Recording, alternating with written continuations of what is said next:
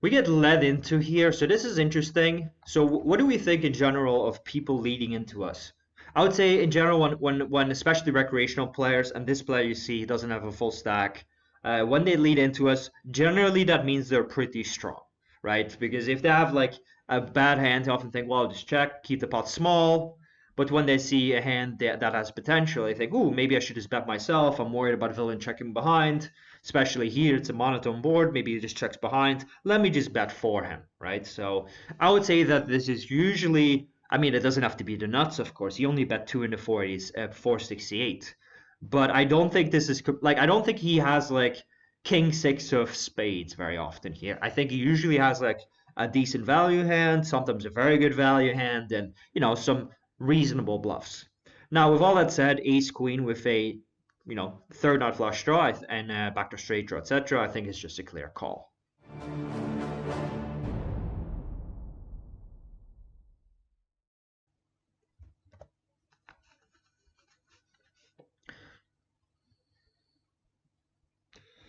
And our strategy is going to depend a lot on what he does here. So he bets small again too. So this tells me that he's kind of continuing what he was doing on the flop. He's got a decent hand, but not a fantastic one. So with the odds we're getting, folding is out of the question.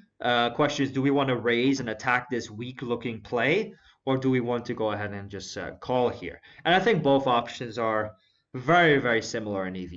I would definitely like to see ourselves attack this guy, but with this hand, I mean, honestly, I don't feel very strong about either play.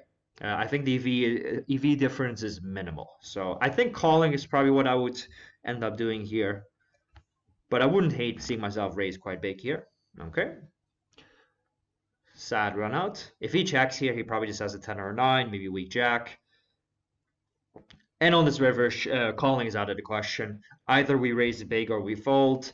I don't really like raising here now. I think a lot of recreational players, recognize that they're kind of, leveling us into a raise, and then they end up calling with a pretty bad hand. And they also probably think, well, if this guy had a flush or a straight, he would have raised another street, so this guy is not really representing anything. Meanwhile, with ace king, we 3-bet pre-flop, obviously. Again, on cutoff versus middle position, I wouldn't have a flatting range in a high rake structure. And jack 4 deuce is just an awesome board for us. We have to be somewhat worried about a jack or pocket jacks, and like a flush draw, an occasional pocket fours or deuces, but that's about it. I guess pocket tens or something, but there's not really much to worry about, so we can c-bet this board very aggressively. And on the turn, especially against somebody who doesn't have a full stack, I would expect him to call some bad hands on the flop, like for instance, ace queen offsuit, or maybe like ace 10 offsuit, or maybe something funny like 9-8 of spades or something. So I think with ace king, we usually have enough showdown value to get the showdown. So I'd like to see myself bluff a little bit of a weaker hand than this. Now, sometimes this is a nice triple barreling hand, but usually you want to end up checking.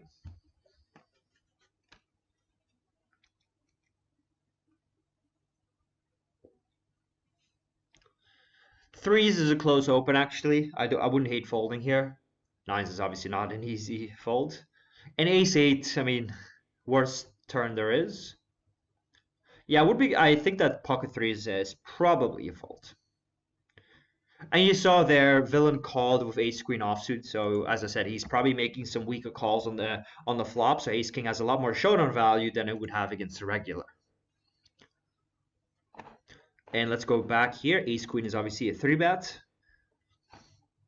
Let's go back here to ace 8. I mean, obviously, this flop is amazing for us. I mean, not amazing, but very good. And the turn is the worst card in the deck, basically. The king of hearts also wouldn't be the greatest cards. So I would definitely like to see myself just check now that our kicker doesn't play anymore. And villain bets half pot, easy call. The nice thing about calling is that we don't block any of his bluffs now. And in theory, you would probably have to call the river, but it's close. And I'd definitely like to see what he has. As you see, Even though I'm not going to be playing these games again anytime soon, I still check out their hands for reads. Yeah, it's just a good habit to have. I've reviewed quite a few students who played like insane hands against villains, and I asked them, okay, so what does this guy have? And they said, well, I don't know. So I was telling them, guys, look, it's free information, right? It's free information. It takes 2 seconds to look. So here we can see, okay, open jacks, which is nothing special, but it's interesting that he bet the turn for half pot. That's okay, but already slightly non-standard. So it's a good thing to know. Let's say he has like 5-4 offsuit. Okay, we know this guy is likely a big fish, and he's opening way too much under the gun. So we obviously get a lot of information just from that showdown. Jacks, as I said, jacks don't tell us a whole lot. It was a thin bet on the turn, but it's okay.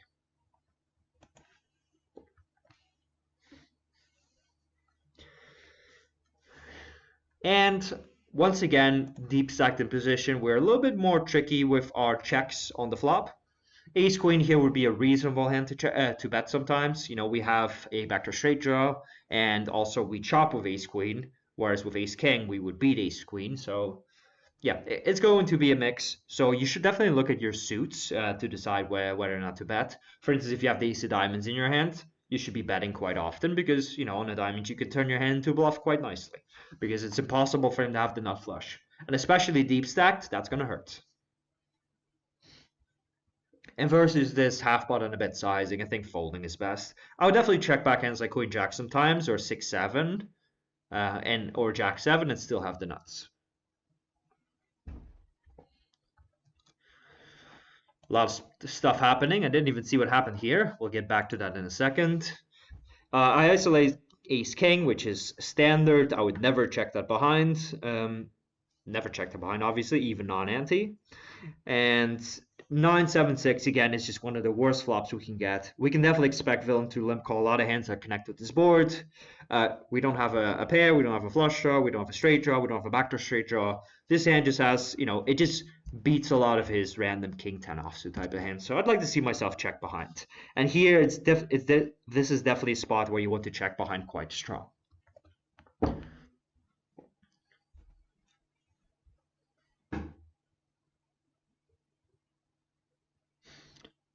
And on the 3, I think we should just go ahead and try and get the showdown.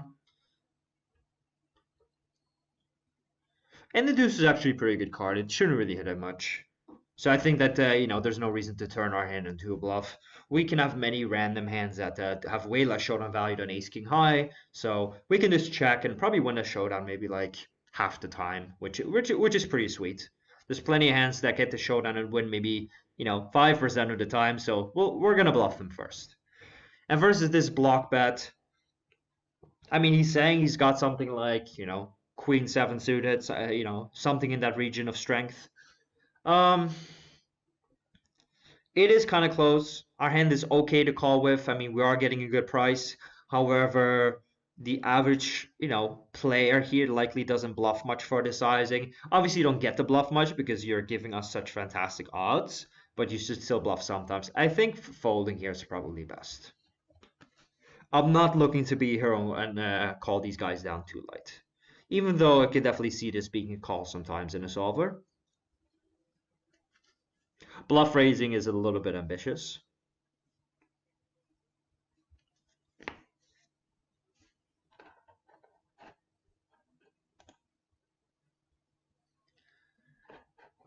Tens here, we face a 3.4x raise and call, so I don't think we're really behind against the button almost ever. But when Cafe raises 3.4x, that could just be a sizing tell. He could just say like, "Hey, I'm raising this hand. I'm raising hands like ace and kings for a bigger sizing, but then hands like 10 unsuited for a smaller sizing." So I definitely still like to see myself squeeze here and get value from the button, and just kick Cafe out of the pot. And if he were to call the squeeze, we're still slightly ahead with our range. With our hand, obviously with our range, we're way ahead. Yeah, I like this play.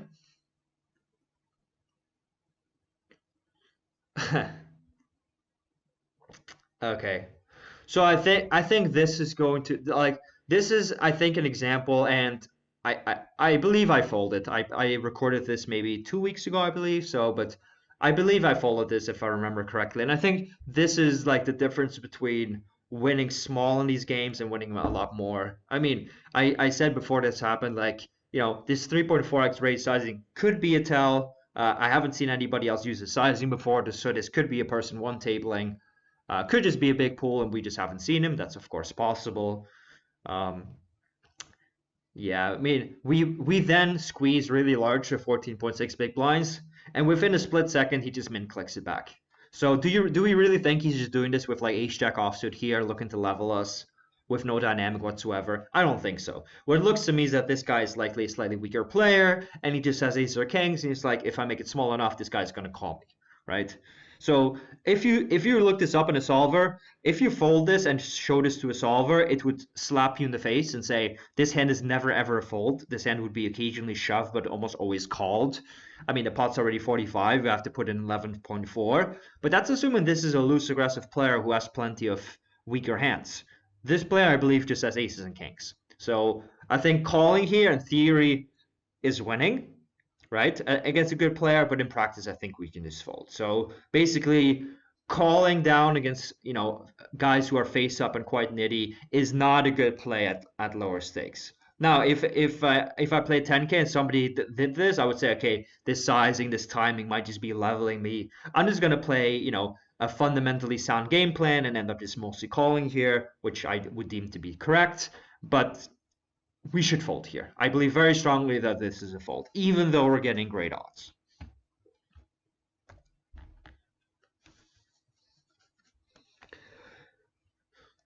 Ace-9 suited, I don't mind 3-betting.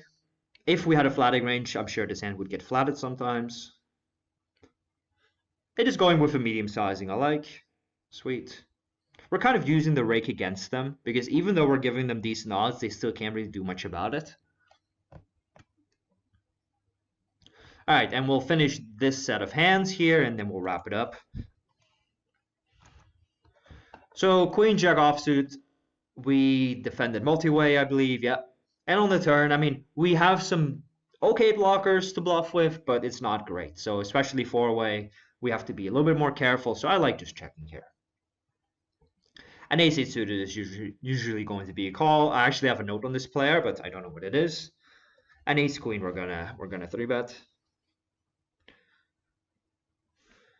Okay, so let's go back a few seconds and read that note. Very important, guys. I made a note for a reason. I made that note so I can use it in the right situation. Okay, so he called a 3-bet button versus cutoff. Okay, and the check raised the flop with no equity. Okay, so this guy, we already know now. Okay, this guy's willing to put in a move or two. Doesn't mean he's crazy in every spot, but okay, he's shown a little bit of heart, which is something that not everybody has. Obviously, Queen Jack is a fold, and 6 deuce as well. And then Pamix flats here. He doesn't have a full stack, but it's close. So he could be a recreational player. I think calling is probably still the best play. But this hand definitely does get squeezed sometimes. King 9-8 is a board that's good for us, obviously. We're going to have all the good stuff, but it's not good enough to range bet. Against half pot, in theory, this is just a call. I think we can end up calling once here. Obviously, it's very important that we check back strong hands here that can check raise as well as check call. So for example, like kings is a really nice hand to sometimes check call. We can check raise some sets. We can check raise some 2-pair, some strong draws, a couple of mergy hands, a couple of backdoor bluffs. We can check raise all kinds of hands.